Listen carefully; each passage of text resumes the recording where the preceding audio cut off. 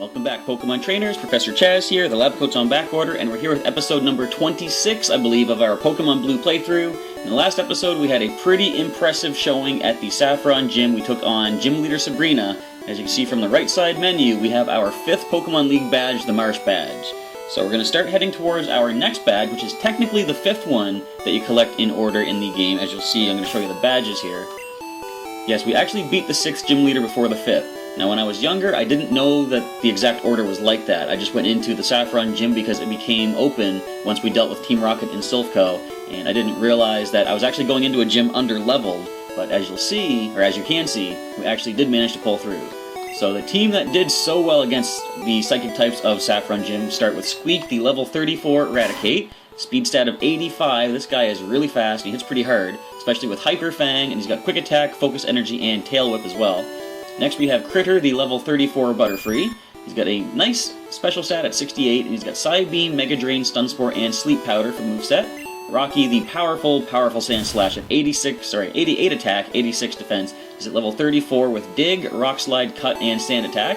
Next we have Pikachu from the Viridian Forest at level 35, 82 for speed. This guy's fast as well. He's got Thunder Shock, Body Slam, Thunder Wave, and Flash. Here we have Chirp, the Pidgeotto at level 34. He has got the moveset of Fly, Quick Attack, Sand Attack, and Whirlwind. And finally, last but not least, is Shelbert the Squirtle, given to us by Professor Oak from Pallet Town. Level 34, he's got Bubble Beam, Ice Beam, Bite, and Withdraw. So now, as I said, we're going to head further down into the area, but first we actually have to go make one quick little pit stop to do something. I'm going to fly to Cerulean City. I'm going to make use of the Pokemon Daycare, only briefly. But I'm going to drop a Pokemon off because we've got something coming up that we're going to need an empty spot in our party for. Yes, we're actually going to add another Pokemon into the collection after all this time. It's what's 26 episodes.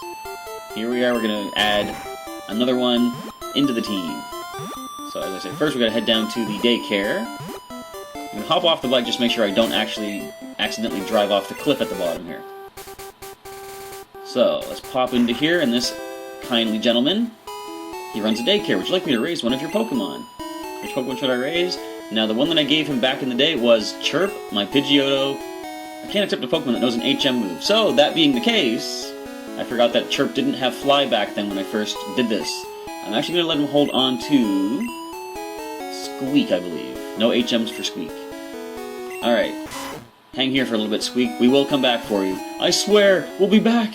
So now we can actually use Fly and head back to Lavender Town once again. Of course, I can just walk into that house and dig, because Rocky is so good at digging us back to Lavender Town, especially when I don't expect it.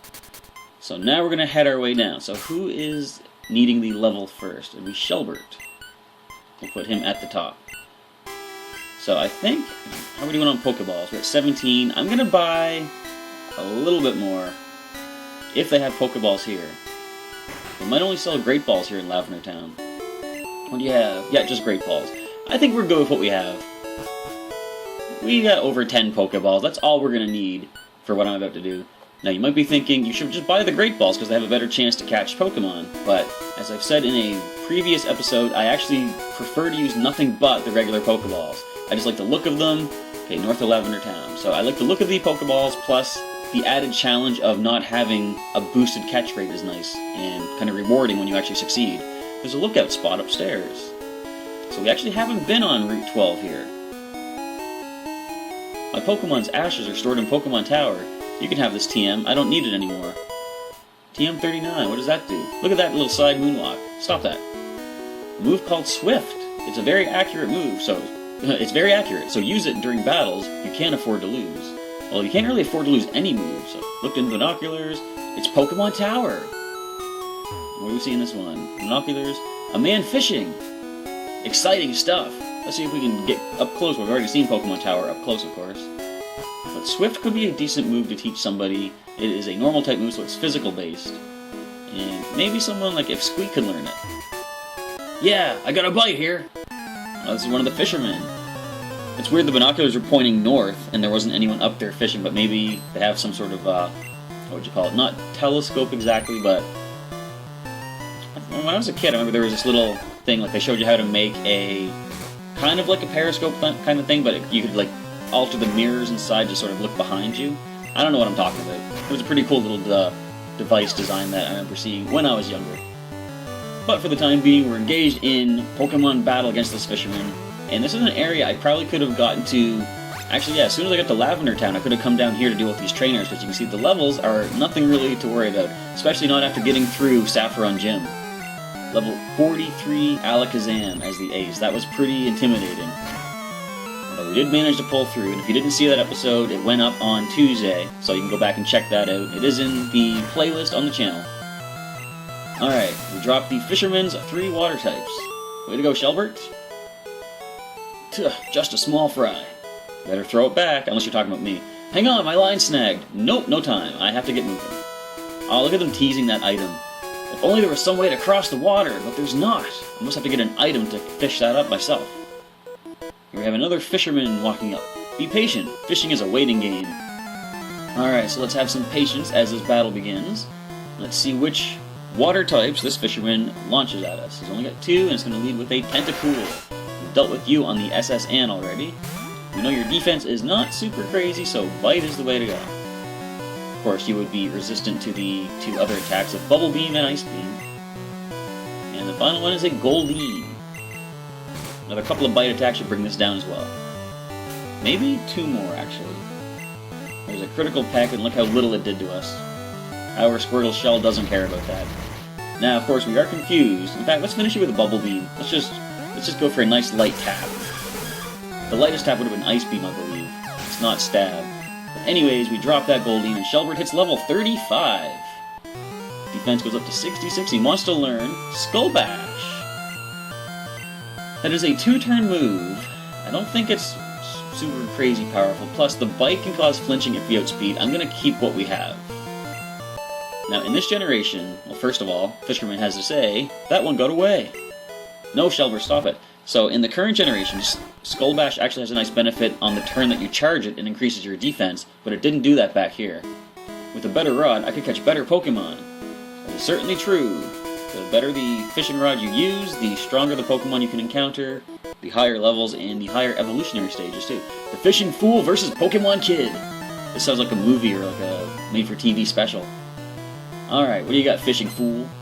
You've got 1 Pokemon. Goldeen. Okay, so if it was a Magikarp, I would have said you've earned your title of Fishing Fool, but Goldeen could be pretty decent.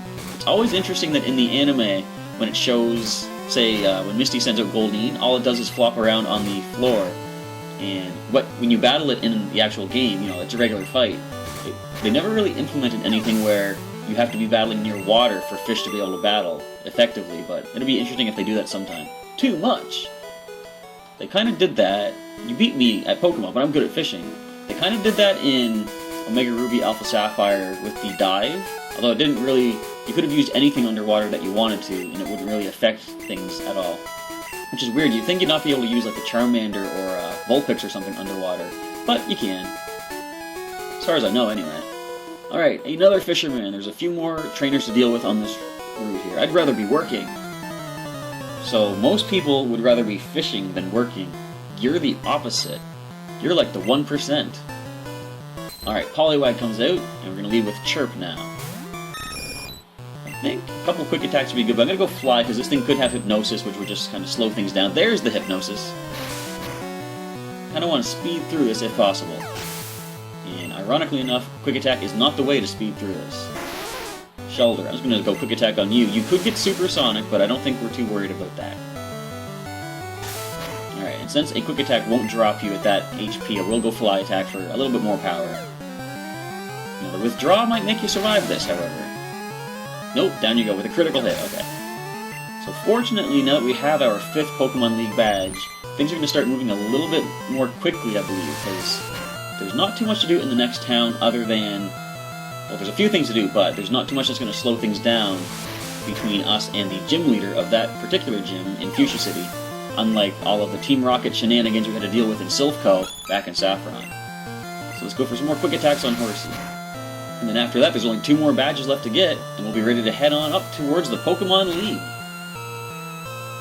I'd say we're definitely, probably at least halfway through the playthrough by now. There is something coming up near the end, which I'm going to leave for a little bit of a surprise kind of thing. It's not easy, but it's not going to be as quick as you might be thinking. It's alright. It's alright. Losing doesn't bug me anymore. Excellent. Because, get used to it. If you battle me, you gotta get used to the loss. Alright, and nothing over there, so we're gonna come down here. And this is the Pokemon we actually didn't get to see. Now, we saw one of them outside Celadon City, but there is another Snorlax right here. Sport fishing area. So here's what we have to do. This is a rare Pokemon. It is a two-time encounter in this game. We gotta catch it. So what do we want to weaken it up with first? It's gonna be tricky, of course. I'm gonna put Critter up front. Because when it comes to something like this, it is very difficult to weaken and not knock out. But we can use the Poke Flute right now. I'm gonna wake up the Snorlax.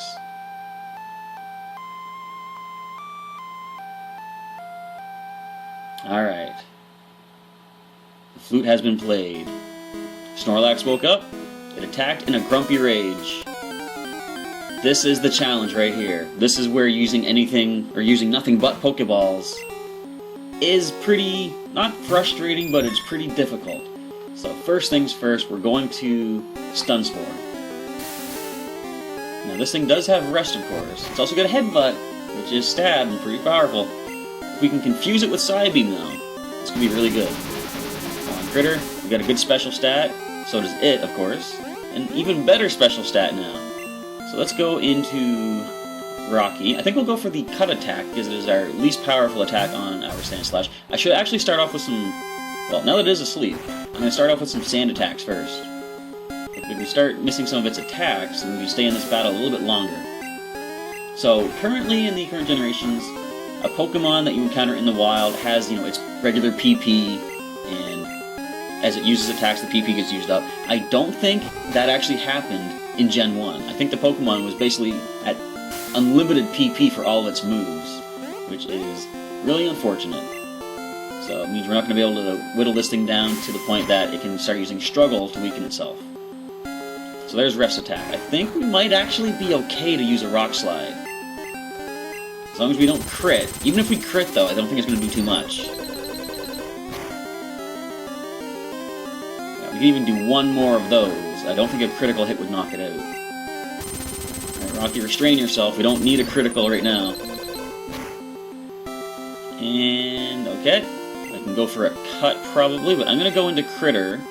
Go for the Stun Spore once again. As long as it doesn't go to sleep, we'll be okay.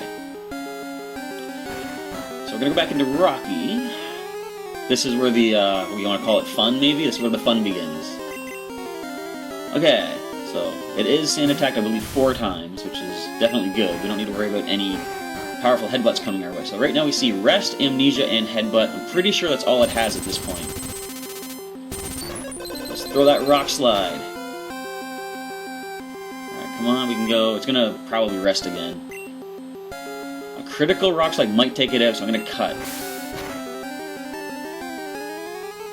And there's Rest. Okay, I'm gonna throw 2 Rock Slides at it. It should spend 2 turns asleep. No, I think it spends 1 turn sleeping, the next turn it wakes up, and then it can go for Rest again. So I know, even in current generations, you get 2 turns of being fast asleep. Okay, I'm gonna Rock Slide again. Even if it wakes up, I'm just gonna try throwing a Pokeball. Now, some Pokemon in this first generation, if they are not hit by a status condition, Pokeball will just simply not work. Like, let's see if this works. Nope, I missed the Pokemon. It actually needs a special condition, such as sleep. If I can critical hit with Rock Slide, this would be perfect. It's going to be sleeping. I can get it down pretty low HP. Come on, can we land this critical? Nope. I'm just going to throw a ball now to see if it actually will connect, though. Pokeball, go. Yep, we can put it in the ball, but of course it breaks out. Alright, so let's go with a Rock Slide once more. If only it hadn't used Amnesia, and Critter could get some damage off on it. So I gotta hope it goes for Amnesia again as I switch into Critter for the Stun Spore. In any condition I hit it with, it can use Rest and heal it off.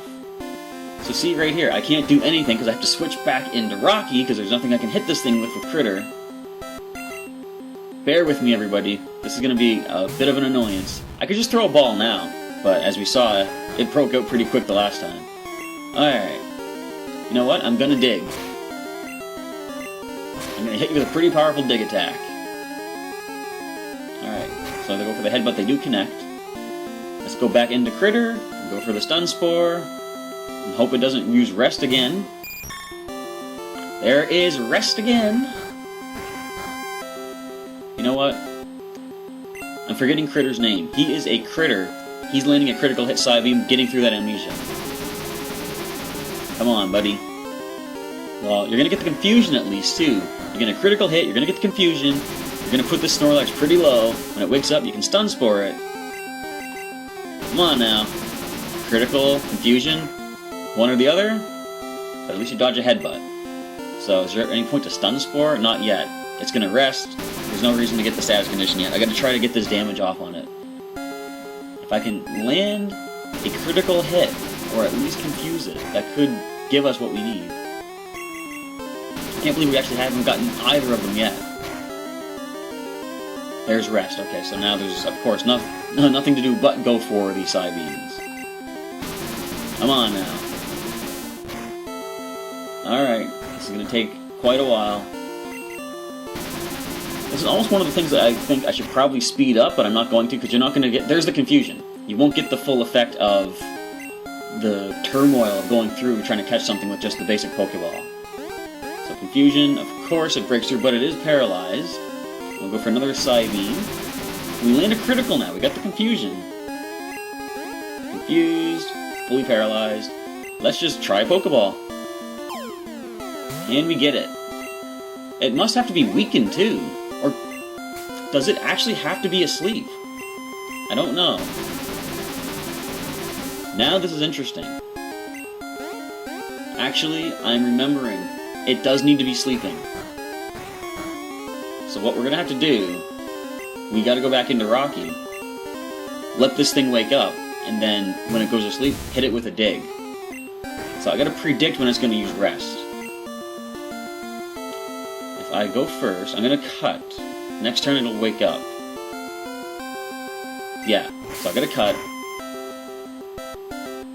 And it wakes up here. I'm going to dig now, so that if it rests, which it does, okay. So it's going to sleep right now. We're going to land the dig attack. As long as we don't knock it out. Alright, this is our best chance to throw a Pokeball right now. Come on, you can do this. Pokeball, go. 1, 2... Yes! Got Snorlax! Alright. It took me a while to remember how to play this game, but there it is right there. New Pokedex data added for Snorlax. Snorlax, the sleeping Pokemon. Very lazy. Just eats and sleeps. As its round bulk builds, it becomes steadily more slothful. Do you want to give a nickname to the Snorlax? Yes. This is when I first caught my original Snorlax by the name of Snoozer. And there he is, right there. Snoozer is added to the team. It's good that I remembered how to catch rare Pokemon like this, though, because it is going to come in handy in later parts of the game. You see, look at that. Attack is 71. Speed is 26. And, of course, you got Headbutt, Amnesia, and Tail Whip. So, with that capture, we're going to head back towards Cerulean City. We're going to heal up, and we are going to actually... Now, this is kind of funny. So, when I was writing my stories back in the day with my adventures, at this point, I decided I'm not really going to train the Snorlax just yet. So, I actually left it in the daycare, which I'm going to do. And, funnily enough, in story mode... Or sorry, in the stories, I'm getting all mixed up. In the stories, the Snorlax was basically eating the daycare out of house and home, essentially, because of all the food that they tend to eat. So this is the first time ever I'm going to deposit a Pokemon. Just for the time being, I'm going to put Critter in the PC, because I need a free spot in my party to be able to get our Eradicate back. So we're going to head on down back to the daycare. We finally added a 7th Pokemon. And I'm putting it in the daycare mostly because that way he's going to be able to gain experience as we continue adventuring our way through. So heading back on down, and then we can finally make our way back towards Fuchsia City, continuing on the route that Snoozer was originally blocking. Alright, let's pick up Squeak. Hello, sir. Back already? Your Squeak needs some more time with me. You owe me 100 for the return of this Pokemon. Now, you didn't even do anything, but I still gotta pay to get Squeak back. I'm okay with that. I am rich, of course. Alright, Chad's got Squeak back, and yes, I'm going to leave Snoozer in your care. Level 30, Snorlax. I'll look after Snoozer for a while. Come see me in a while. Alright, let's head back to Lavender Town. We will retrieve Critter and get the team back together. The one downside to the way I record these videos, I can't sort of update the party on the side on the fly, but whenever I start a video with a new team, of course I will update it accordingly. So here we go, we're going to withdraw Critter back into the party. There we go, so our 7th Pokemon added now. And who needs the level next? I'm going to say Squeak at level 34, yes. He's going to lead the way. And once we hop out of the Pokemon Center, we're going to hop on the bike so we can get back to where we were quickly. And I love the bike music. We're biking our way down the docks of Route 12. And then we can finally, of course, got to get off our bike in the little guard post lookout area. But we can finally head towards our next badge. Gotta pass that item once again. Now, we actually still haven't dealt with any of the trainers that were on the route just east of Vermilion City, but we'll go back and deal with them at some point, once we need some more leveling up done. Here we are back on the road again, and another trainer has spotted us. Electricity is my specialty. He's probably hanging out here against all the water types for some quick experience, for some level ups. Alright, Rocker, what are you going to start with? You lead with a Voltorb. We have our Raticate up, that is fine. Level 29, so a little bit higher. Of course, they know that you actually need to complete the Pokemon Tower area before you can get to this part here. So the Pokemon are going to be a little bit higher level than they were further north. Immediately, Squeak hits a level. The Daycare Man was almost close to getting him up there. And Electrode now. Well, we should still outspeed this thing. Just kidding. Electrode, I believe, had the highest base stat out of any Pokemon back in the first generation. But nothing a Quick Attack can't handle. Way to go, Squeak. Took down the Voltorb and the Electrode all by yourself. Unplugged. Sounds like the title of your next album. Water conducts electricity, so you should zap sea Pokemon. That sounds brutal. Is that why you're here? I know I just said you're getting quick experience off the water types, but that just, well, no. It's just logical common sense in the world of Pokemon. What do we have here? I'm the fishing guru's brother. I simply love fishing. Do you like to fish? Sure. I haven't done it much. Grand, I like your style. Take this and fish, young one. Ooh, Super Rod. Fishing is a way of life. From the seas to the rivers, go out and land the big one. So now we can actually use the Super Rod to get even more rare Pokemon, although I haven't even started fishing yet. I will get to that at some point. But for the time being, there's an item and a person here. Let's cut our way in, see what we happen to pick up. I don't know if this is a trainer, but we're about to find out. Yep. You never know what you could catch. Looks like another fisherman from the sounds of it. Alright, and what do you have to work with? I don't know if it's on this route or not, but I know there's, well, I was gonna say, I know there's one trainer I think that has like nothing but a full team of Magikarp. This could be the one. Now, Splash, of course, as we all know, Magikarp Splash is the only move it gets, except at level 15 it does learn Tackle. Am I worried? No. In fact, instead of flying, let's just Quick Attack. I think it has pretty good defense, it'll probably survive one of these. And we actually see that Tackle. 2 whole damage. That is one magical carp you got there. Alright, you never know what you can catch. You must have nothing but an old rod. Lost it! Oh, the bush grew back. I catch Magikarp all the time, but they're so weak. Well, interestingly enough, you should have actually had a Gyarados or two at this point. Level 20 is when Magikarp should evolve. So the Iron has been picked up. Our most defensive Pokemon are Shelbert and Rocky. I think we're going to give it to Shelbert. Rocky's at pretty good natural defense as it is. Alright, so let's cut down this magically growing back bush. And continue heading towards Fuchsia City. Anything over there? Nope. Another trainer I could have avoided, but I like experience. Have you found a Moonstone? I've actually found several of them. Would you be interested in a trade, perhaps? Do you have any Everstones, by any chance? So, Junior Trainer, Nidoran Male, Probably hoping to get a Moonstone in preparation for a Nidoking eventually, because of course the Nidoran family reaches their final evolutionary stage through exposure to the Moonstone. Alright, another quick attack will bring us down. You don't want to poison us, do you? Thank you. Quick attack. Down goes Nidoran. I think this one might have an evolved Nidoran form as well. Level 35 Chirp. Excellent. Here we see, yep, Nidorino. So we're definitely going to start with a fly attack here. Uh-oh, focus energy. That's going to get every single critical hit under the sun. Yeah, right. Nice horn attack. Look at that critical damage. Alright, Poison Sting. I'm sure that would have landed critical if I was there to take it. Down goes the Nidorino. Ow! I could have made my Pokemon evolve with Moonstone. I guess you already know the secret. So, Critter is next? I was gonna say Critter, and then I second-guessed it to say Chirp, and then I second-guessed it again. I guess third-guessed it. And went back with Critter. Now, is there an item here? I think this is just to actually get some wild encounters. Which, since we're not doing a Nuzlocke, is not super interesting to me. But if there's an item, I would like that. Oh, actually, let's get one encounter just to see what's here. Here we go. Our first encounter is a Pidgey. Well, I could call Dupe's Claws on that if I was Nuzlocking. Let's just go for the side beam. Try and get a quick knockout for some easy experience. Alright. Way to go, Critter. I laugh he leveled up. Oh yeah, the bush grows back. And isn't this fun to always have to go to your menu, choose Pokemon, select the Pokemon, choose Cut to be able to get through these obstacles. I really like how they updated it in, I believe, Gen 2 is as soon as they did it. You just have to click on the item. I found Carbos in a cave once. I hope that's not the highlight of your life, because that's not that big of an accomplishment. But that might mean she has some pretty fast Pokemon, though.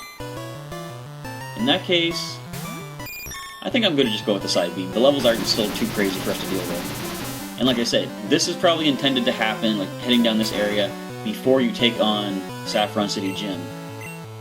That's why these would be actually good good Pokemon to train your levels up against in preparation for the Psychic-type gym. So we drop the Goldeen, get a pretty beastly-looking experience point value there. Here we have a Poliwag. Go for another side beam. Now, this, of course, could have the Hypnosis, but as we learned during our battle in the gym, the Poke Flute wakes up the entire team, which is definitely nice. I don't know if I knew that or not originally, but if I didn't, it's really good to finally find out. Alright, final Pokemon is going to be a Horsey. Let's just finish this quick. We'll go to Mega Drain. This should be a one-shot. No, it's not, actually. I believe Mega Drain is only 40 power. Still being super effective. I thought it would have done a little bit more than that. But regardless, we drop the Horsey. Down it goes, and that is the end for the Junior Trainer Female. Just messed up. Carbos boosted the speed of my Pokemon. Okay, with that, we're actually going to end the episode here because we're almost at the half-hour mark. I'm going to save it up here on route number 12, I believe.